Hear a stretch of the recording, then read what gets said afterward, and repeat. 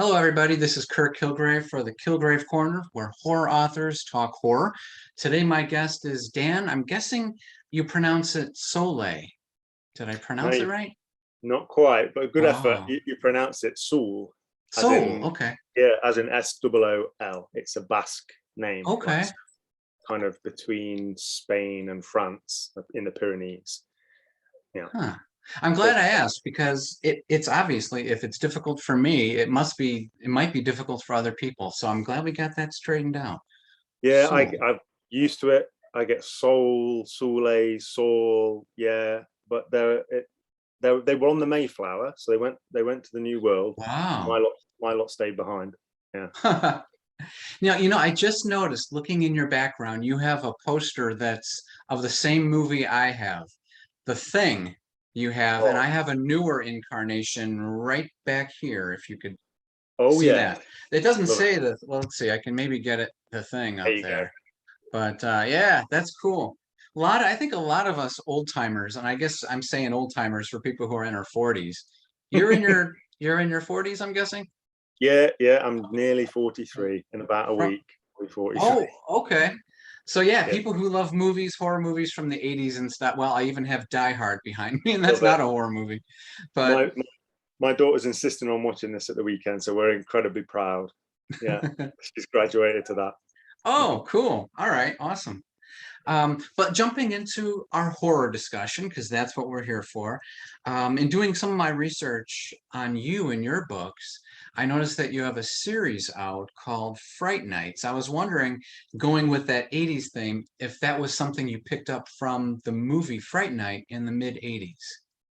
Uh, Probably like subliminally, but no, not consciously to do that. But I mean, if you look at the kind of cover art and stuff for my books, it's all really influenced by that kind of paperbacks from Hal, and I love the kind of movie poster idea. So it's yeah, it was a kind of way of naming a series that's not really a series. So they're my idea was like brand it like a David Cronenberg type movie.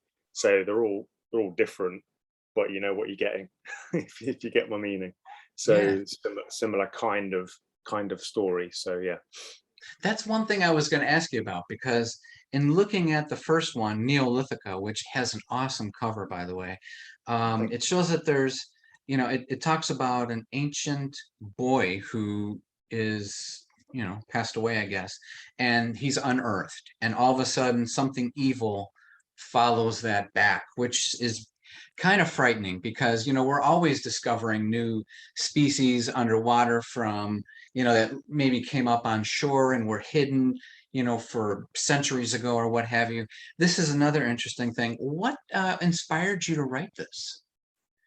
um I'd always been fascinated by bog bodies, and so there's a whole like European tradition of bog bodies.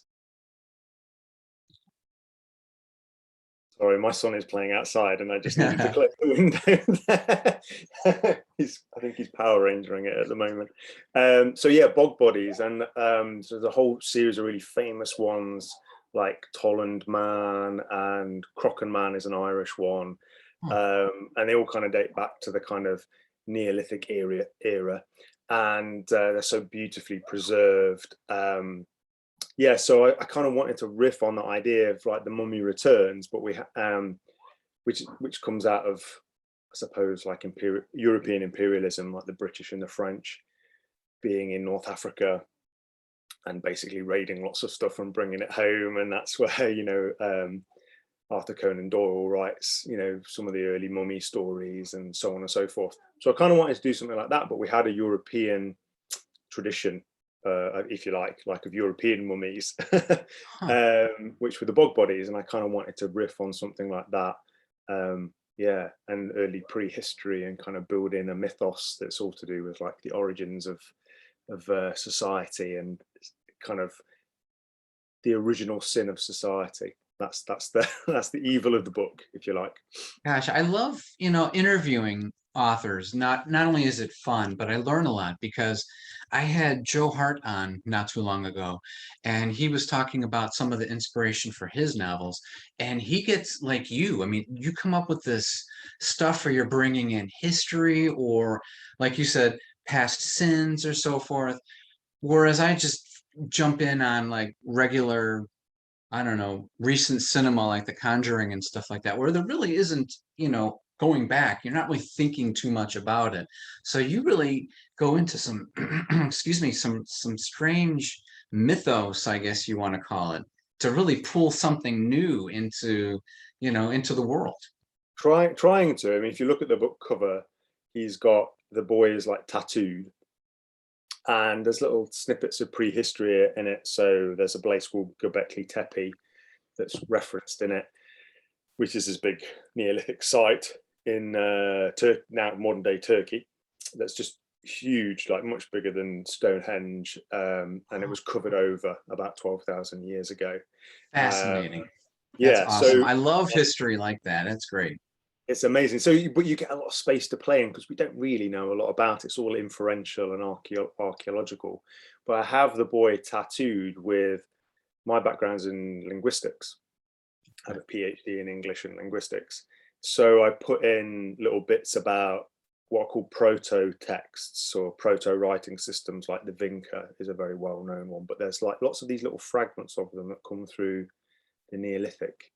And whether or not they were full writing systems or not, they probably weren't. What they probably were like mnemonics that like help people remember larger amounts of information.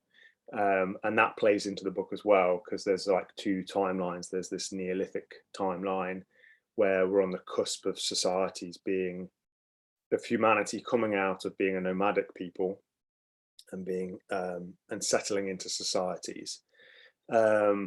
And so there's a kind of nomadic tribe of people that encounter the early civilizations and stuff, and they used to be related to them. And they do these things called song lines, which I took from Australian Aborigines. So if you go on walkabout as an Australian Aborigine, men and women have different song lines, but they literally walk the landscape singing the songs of their area. But the song line is, it is a song, but it's also all the kind of cultural memory of the space. So so they walk through the land, remembering past stories, you know, stories of creation, but it also contains a lot of cultural and moral information in those stories. Just like our, you know, like for our society, the Bible or the Quran or the Bhagavad Gita were all oral texts, we know, originally, just like the Odyssey. For the Greeks was there, we used to be there, part of their religious canon, and that was sung. You know, we talk about poets singing, and you see traces of these kind of memories scattered around old oral histories.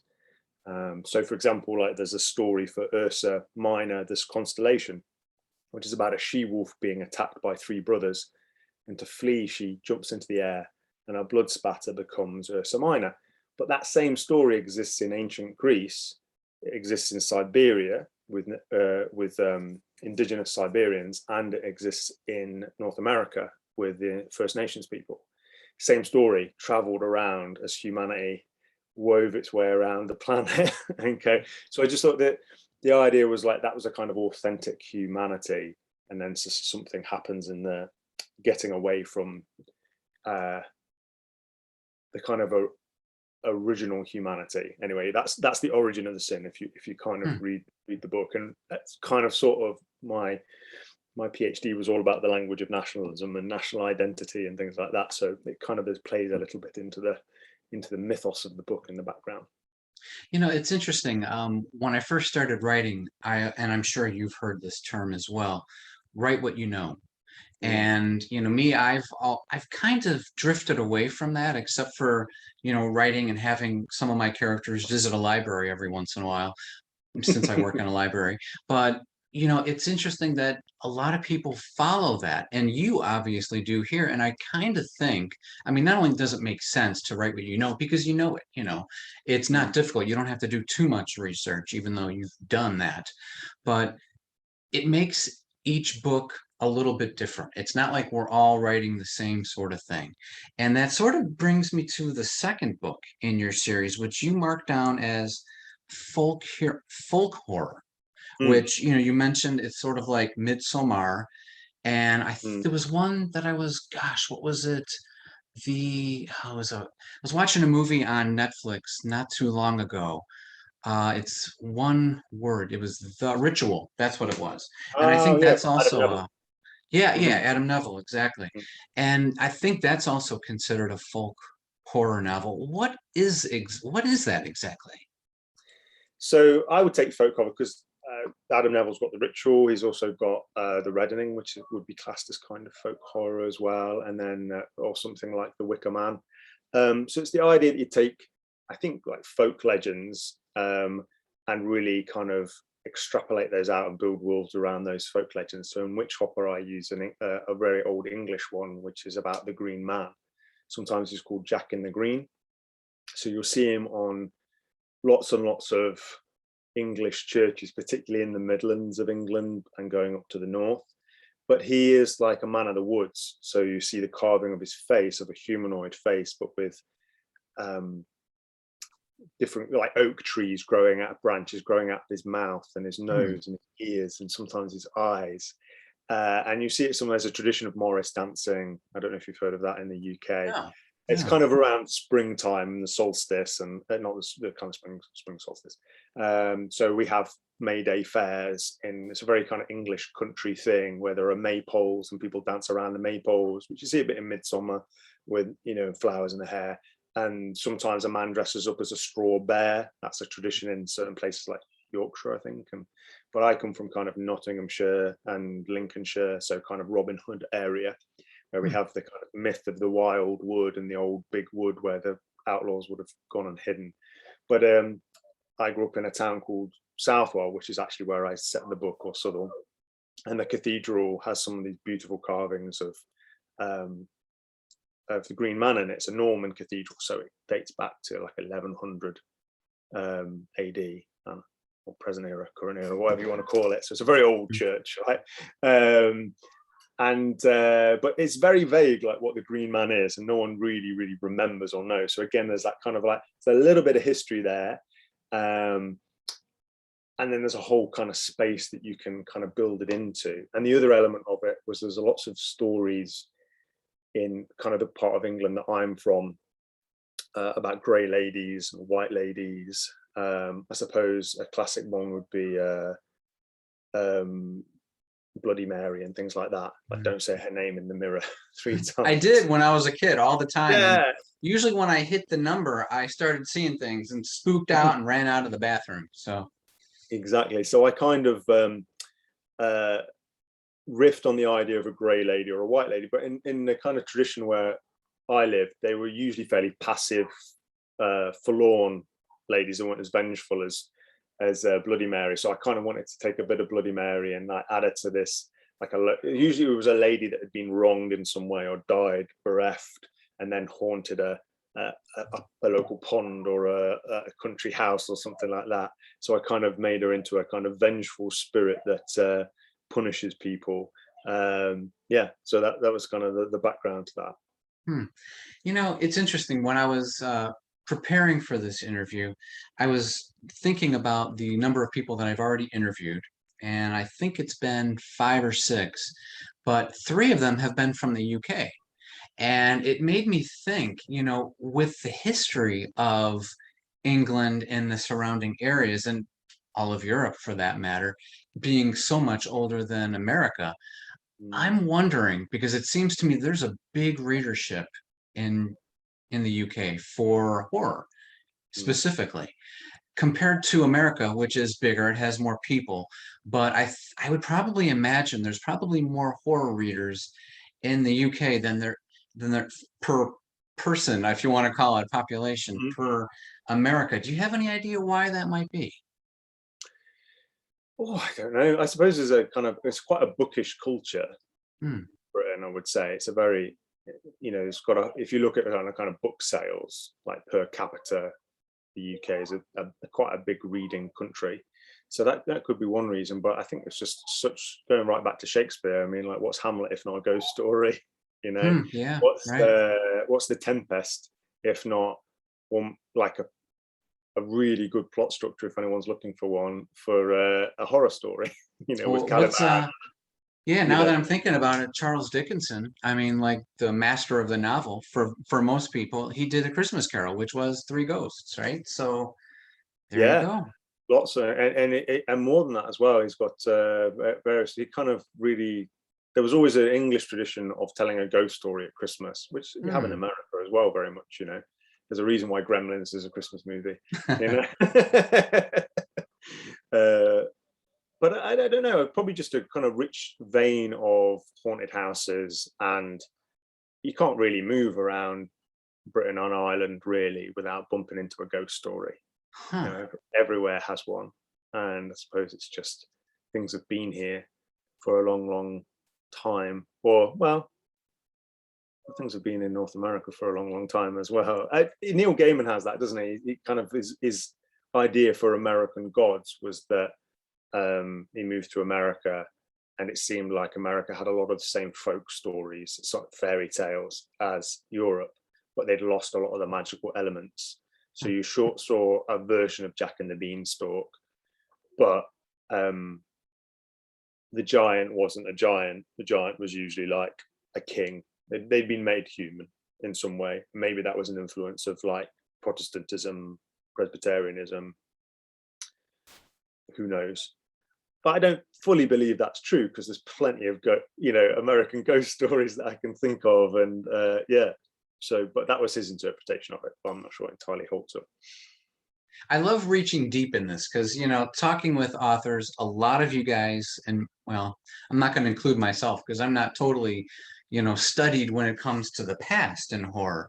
But I had Rick Wood on recently, and I'm going to be mentioning your name in the future in future interviews too. I'll name check everybody. But he's actually going for his PhD in horror literature, if I'm not mistaken.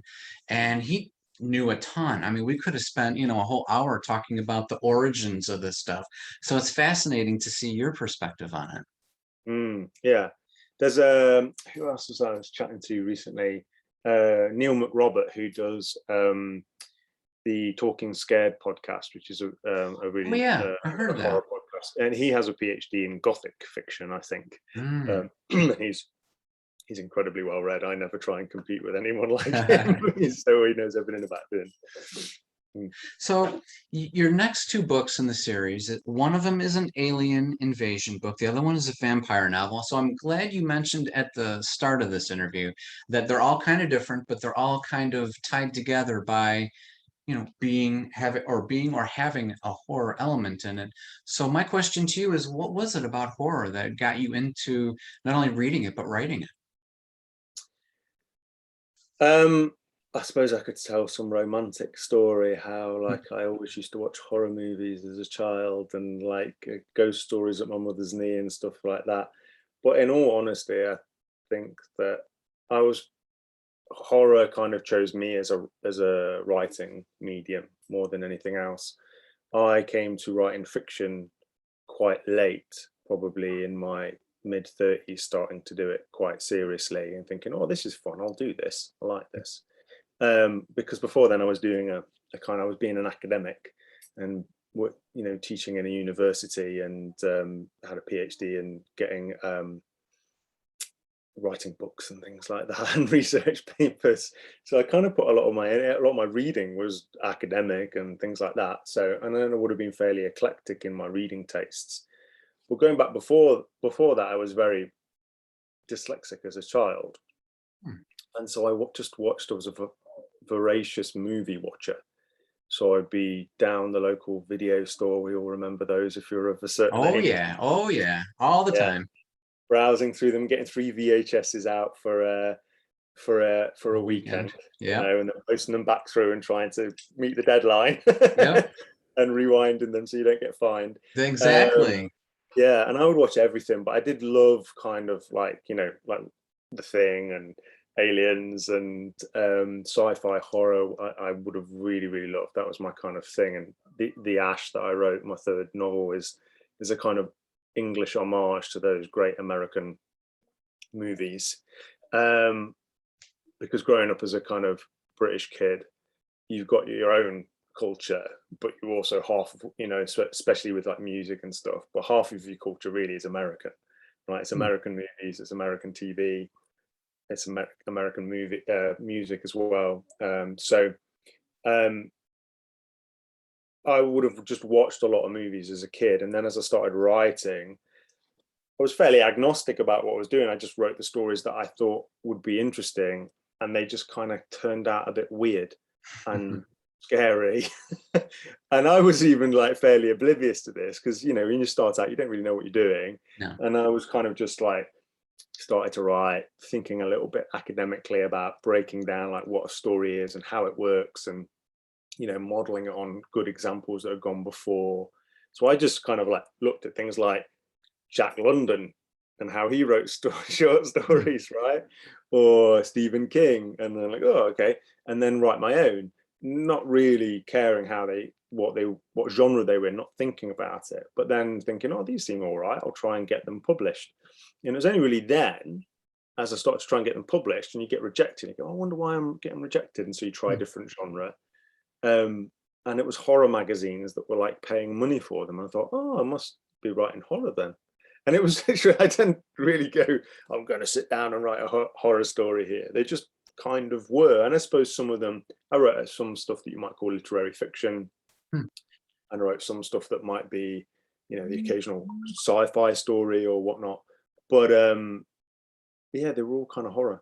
And so I thought, oh, I Hmm. must be a horror writer then. I wrote a few kids' books as well, kids' novels to I start was off going with. to mention something But to you. Jumping over to my next question, short stories. You've written, a couple books, a few books on that.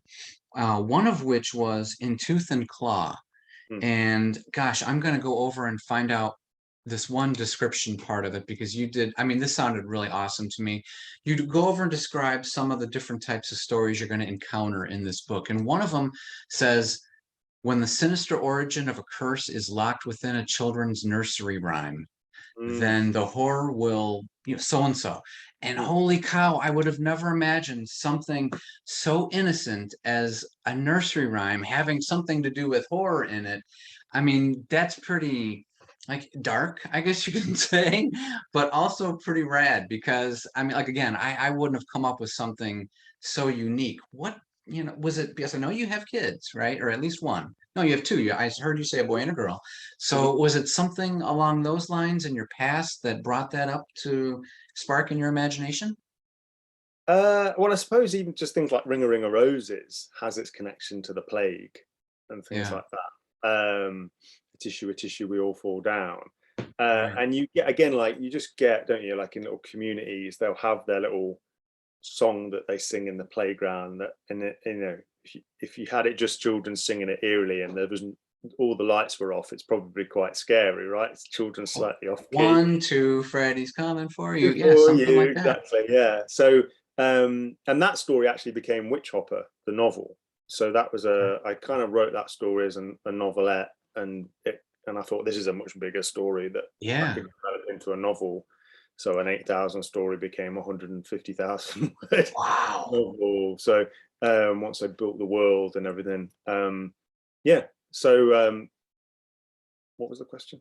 No, no, I Mystery. was just wanting to know if it was something to do with your kids, because you've raised them. And I was wondering if, years later you're thinking back to when you used to read them stories or whatever, and maybe this was something that just popped up in your mind and you were like, oh, I have to write this. No, it was from just being a kid and like Huh. that idea of trying. How do you make things spooky? And like Hmm. children singing nursery rhymes to me always probably could have because of Freddy Krueger and things Yeah. always sounded a little bit spooky. I mean, I wrote a couple of children's novels when I first started kind of getting serious about fiction writing, just to learn how to write a novel, and they were more for my kids, but they weren't horror as such, no, they weren't. They were kind of like uh, well, one's called Edward Phibb and the Underpants of Justice. So it's about a boy who has superpowers, but his superpowers are flatulence. Oh, great. It's just a silly story about a boy becoming a superhero. It's just his superpower is quite embarrassing. Yeah. Um, yeah, but so you do write for your kids. I wrote the last book I brought out actually was not a novel. It was called The Spooks, and it was just short stories for children. Right. So I was gonna ask you about that. right. So kind of like, I know in America it's very, what is it, stories to tell in the dark. It's not as big in the UK, but we would know more like R.L. Stein and people like that, or Michael Sure. Dahl, who writes a lot for kids, or Robert Swindells, who's a wonderful British horror writer for children. He was probably my gateway to horror, actually. Oh, okay. And so I wrote that, and just as a kind of challenge, could I write one horror story a day for kids for a month? And I kind of just wrote a whole load of them, and then I took the best of them and turned them into this kind of nicely illustrated book for children. So each story has an illustration and stuff like that. So unique. I wouldn't have imagined that. I just, in looking through your bibliography, I was like, oh, that's something new. I haven't seen any other horror writers run something for children.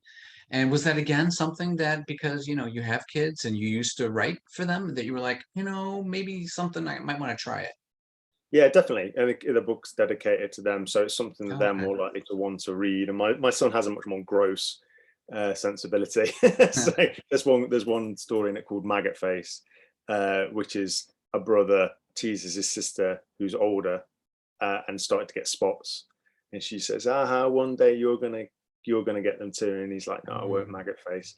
And you can kind of guess what the outcome of that story sure. will be and stuff like that. But yeah, so it's to kind of try and play with the gross, play with what's like genuinely creepy, and some stuff is kind of slow build, but it's all kind of very short stories. So they're around about 1,000 words and aimed for a middle grade audience or a lower end middle grade audience. So it's quite Okay. simple language, but hopefully quite effective. Hmm. So reluctant readers. Okay. Now, also, I know that you have a blog and that you interview horror authors on there. I've seen that you do some book reviews and so forth. What encouraged you to start that going? Well, I suppose when you start publishing books, everyone's saying, "Oh, you've got to have a platform and stuff like that." But I'm not sure I would personally have something to say every week or want to divulge what that was. So I thought what it's nice to do is much like, your podcast as well. It's like, Right. it's nicer just to see what other people think, Hmm. who have similar interests, and give them a platform. Exactly. Um, and then people might, be on the site and come across my books and kind of divert to that. Similarly with book reviews, I used to do a lot more book reviews a few years ago, but um, I don't have time now. So I tend Yeah. to only write a review for something that I really, really like. So I think the last one I did was Scott Carson's The Chill, which was just a brilliant book. And there's a folk horror for you that's American, right? That's definitely a folk horror story. And it's based around a sunken town in, is it like Chesapeake? Kind Hmm. of, it's upstate New York. Yeah. And the Chilliwackee Dam, I think it's actually a real dam, or he's slightly changed the name or something. And so it's like the ghosts of a town who didn't want to give up their town to make the reservoir to feed New York downriver, Hmm. aren't happy about that, and they've been waiting a very, very long time to get revenge and waiting for the kind of mathematics and the planets to align and stuff like Huh. that. It's a really great creepy novel, and Really?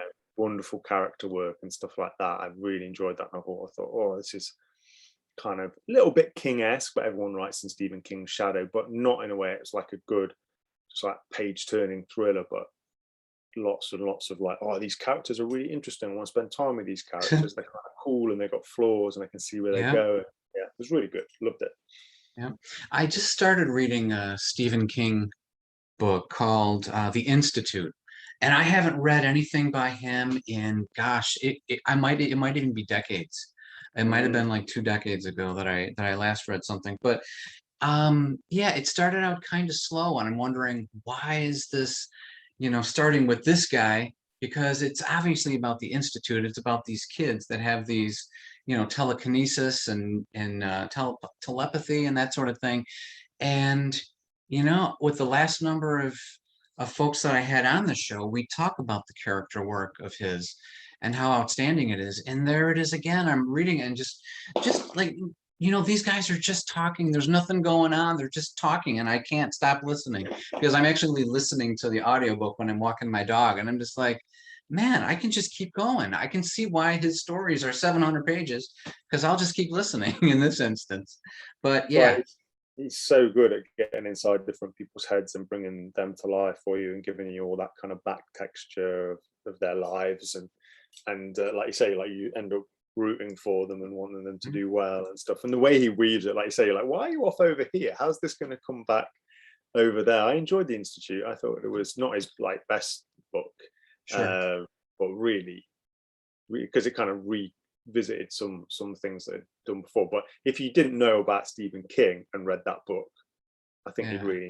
anyone would really enjoy that. It was like, well, Yeah. a lot of people would enjoy that. I think it's sometimes taken by, they go, oh, well, it's not The Shining. You're like, right, but how many Shinings and It's and Cujos, and the kind of man can list off like 20 like career defining books. So Yeah, if he he's sure got another could. 20 that are just really good, you're kind of like, well, I think you can give Yeah, him a pass. Like, and it's so interesting about him because I think he said in the past when they were talking about him, perhaps getting a literary award at some point. I forget which award it was that he won. National Book Award, Lifetime Achievement or something. I'm not quite sure. But I guess a lot of critics were giving him a lot of flack. And he's like, I don't know what to tell you. I write the equivalent of what did he say? A Big Mac and a bunch of fries or something, McDonald's fries. And he was basically saying, I'm a commercial writer. And, that's sort of the same thing that Charles Dickens did. But he never, got so much. Everybody loved the guy. So to me, I just find it fascinating that all of us who've done this podcast so far, the 6 or 7 people I've interviewed, every single interview, somebody has mentioned his name. And there's a reason for that. And he hasn't really written a a book or a teleplay or a screenplay in years, as far as I know.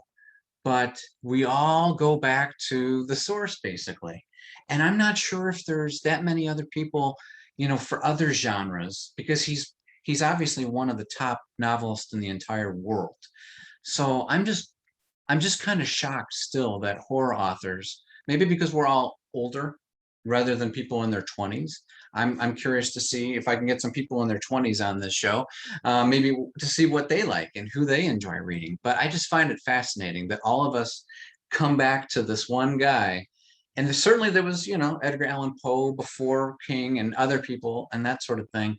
But really, he's the modern master of horror. So I don't know. yeah, it certainly is. I mean, everyone kind of writes in his shadow, and I suppose there were other big greats like Clive Barker Mhm. and James Herbert. Neither are as prolific. Right. Um, I love Stephen King's blue collar kind of shit. Mentality. Yeah. Yeah, I like the, everyone's read On Writing, and it's just kind of like, just do the work, man. Just like, why Yeah. are you worried about like putting your hand on your back of your forehead and going, oh, darling, you know, will it be critically acclaimed? And the fact is that he says he's writing a Big Mac, the equivalent of Big Mac and fries. I don't know, man. I think it's maybe more of an In-N-Out burger or something like that. It's like slightly, it's a bit more up there. I think the kind of stuff he's doing, you can do great street food. It's Le Big Mac, like The from Big Pulp Mac, Fiction. yeah, Pulp Fiction. But it's like it's a bit like a pop song. It's really easy to look down your nose at pop song. I was, kid of the teenager of the '90s. Loved my Seattle Sub Pop. Mudhoney and Nirvana and all that kind of stuff, as well as like British Sub Pop and stuff. Huh. And like that was kind of a cultural weapon that you would use as a kind of teenager. Who's coolest, right? Who got into Nirvana first, right? Who discovered Oasis before everyone else, or whatever. But you see, like Papa Don't Preach by Madonna. Mhm. I don't know, like it's quite amazing to write a pop song about a teenage pregnancy Hmm. that's catchy and everyone sings along. You Hmm. know, that's like Genie in a Bottle. That's a great song. It's also quite dirty what it's about, right? And that gets by people. Yeah, it totally And does. you know, and it's like a fantastic earworm of a pop song. So if you can do that in a novel that people just want to eat up and turn the pages, and yet it's got layers to it. You can't read it and say that thing's not got layers, or The Right. Shining, or Cujo. And you don't have to like every single one of them equally, you know. But he's got and you know, he's got things that he revisits, and sometimes, you know, once you get further down his catalogue, they might feel a bit like, oh, he's done this ground again. But I don't know. But he also started it, right? I mean, like Christine, Yeah. and then he did From a Buick 8. It's like people were giving him, heck just because he wrote it. It's like, wait a minute, he's the one who came up with the idea. I think he's allowed to go back there if he wants to, That's an you know? amazing point, right? There's so much that people like, oh, you know, this is hackneyed, this is old. It's like he invented it.